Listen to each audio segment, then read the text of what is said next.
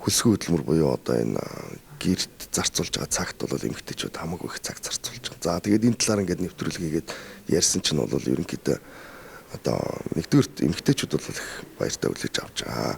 Эрэгтэйчүүд бол жоохон шоолох маягтай.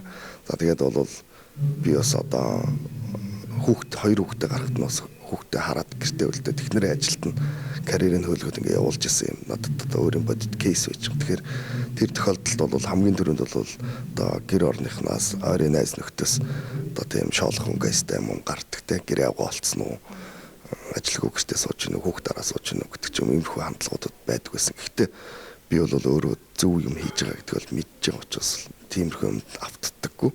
Тэг яг нь ер нь бол гендерийн асуудал эрэгтэй хүн яриад явж байгаа нөхөр хүмүүс бол жоохон шоолонгоо гайх маягтай хүүхнүүдийн асуудал шийдээ явж байгаа юм гэдэг ч юм уу өөртөө нөгөө буруу ойлголттой дутуу ойлголттой мөртлөө тэрэн дээрээ одоо сойрлж миний хийж байгаа ажлыг одоо дүгнэх даапалах шоолох юм өнгө айс бол харагддаг.